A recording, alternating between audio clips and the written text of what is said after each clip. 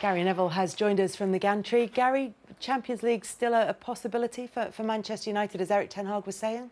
Yeah, it is. I think last weekend's Fulham's more of a problem than the game today. I think that today was likely going to end in defeat. I mean, obviously they were winning for parts of the game, but Villa play Spurs, I think, next week, so there's a chance, obviously, one of the teams, or both, will drop points. So United can get close, and I still think there's a long way to go. You know, after the March International, there's the run-in, and I think that, you know, Villa and Spurs have still got to do a job. So I think there's still hope for United there, but they're inconsistent. And the last week's defeat against Fulham was a blow. Today, I think most people would expect they would drop 3 points. Yeah, even if they've factored this one in, how much more difficult is the job now? It's going to be very difficult when you look at the whole season. And the manager there ten Hag spoke about their moments. And this team seems to be all about moments. And when you've probably invested that money, the quality to have, you still think you need a bit more than that. It's fine sitting in against Man City and picking them off if you can, which they did well today. But it's the games we've looked over the last few months, you just don't see that consistent performance. We keep saying about Man United, they've been digging results out. Eventually that catches up with you. For Man United, in terms of the bigger picture, you need more. That was the best defensively from a discipline point of view and a compactness point of view of the whole team. I've seen them. Actually, probably in Erik ten Hag's whole period at United.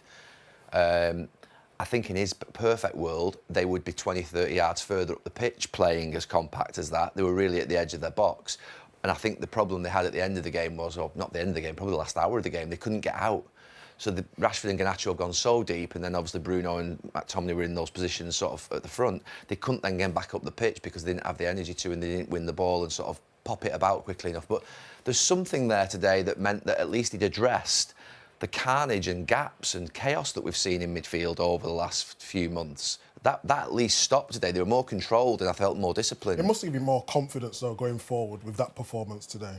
It was more controlled and disciplined. I think there's obviously then caused another problem. They couldn't get up the pitch. But what I think perfection would look like, and what City and Liverpool are at the best, is that shape, that compactness, 20 yards further up, so that you're more competitive and you can win the ball higher and you don't have to run then 80 yards to score a goal, which is what was having to happen with Rashford, obviously, and Garnacho being so deep. You've got missing some key players, though, as well. Oh yeah, the whole Luke Shaw's the left side. I'm very much enjoying you being the. Sorry, Is he winding up here? No, because he always talks about structure. He always talks about balance. I just want to. No, today I'm not. Some games after United, I've thought, well, what the hell is that? At least today I saw that there was a plan and that there was a real sort of attention to detail of how they were going to defend. So today I think is something that you can buy into a bit more in terms of how they look, because sometimes in the last few weeks you think, what are they doing? Where are they all? They're all sort of. But that's where the standards have dropped. That we're almost praising them. They've lost it. The reason you're at Man United is to perform in the big games and to compete against the Man City and Liverpool. But now we're sitting here going, I thought they'd done all right, they were better shape. They got beaten 3-1. And the last half an hour, they were just hanging in there. They couldn't get a kick. Yeah, but they're playing against one of the best teams the Premier League's ever produced. They're decimated in the left side of the defence because Maguire and Martinez would play there, and so would obviously Shaw and Malacia. To lose your whole four best defenders on your left side, and then losing Johnny Evans, who's your fifth. I mean, that has probably just pushed them over the edge towards the end as well. There was a lot to ask today for United with the players they had out in the defensive positions. It was a big ask anyway, playing City.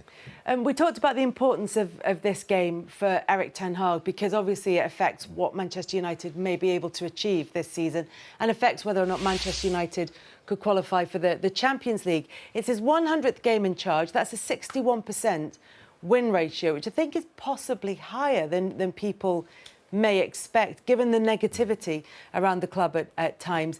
But they have faced 20 or more shots in a game. It was 27 today, 14 times. They've been beaten by 3 or more goals 7 times across 100 games. And there is always that question at Manchester United of where has the money been spent? Why are we not seeing it on the pitch? Yeah, I mean, we've obviously talked about this night and day, it feels like. For much of our lives, Kelly. Playing today. We're just tired, Kelly. You're like the players who are out there. Don't mention the players. No, but I mean, yeah, look. Stop talking about it when Man United aren't playing then and answer it when they are. There's only sort of, if you like, look, there's the Pep and Klopp factors of these two unbelievable managers that just completely get the best out of their teams. And there's an element of when they are still here that you feel like you can't compete against them. You know, I think, to me, I come back to the fact that you always think, are we on the right journey? Are we going in the right direction? And it's that idea of, can you see a style of play? Can you see a performance level that you think, right, OK, there's something building? Last season, I think, was really good in the sense of winning a trophy, get into the Champions League, get into an FA Cup final. I think there were a lot of good things about last season in terms of setting a foundation for Erik ten Hag. I would have expected them this season not to win the league. No one expected Manchester United to win the league, but they didn't expect them to be in sixth, so far off. So I think that's the problem. They've lost 11 games in the league. The performances are inconsistent. So it's that element of, is this just because there's a bit of a sort of you know, that's what happens in your second season, you just need a third to get it right? Or actually, are they just, is this what they are and is this what he is? That's the challenge that I think Ineos and sort of Jim Ratcliffe will have in terms of thinking, where are we at in this journey? Are we going in the right direction? Is this part of what the sort of, if you like, future looks like? That's why the summer's huge. The next few months, just for example, they miss out on the Champions League and they don't win a trophy, get to the FA Cup final or whatever, then you look back and you start thinking, you know, where are we going? So that's why the next few months, if you can get off the line and win the FA Cup, and if you can get into the fifth and get in the Champions League, then it looks different. Next few months are huge for him. But even if that does happen, does it feel that, broadly speaking, Manchester United are on that journey? Are they heading in the right direction under Ten Hag? I'm not sure at the moment.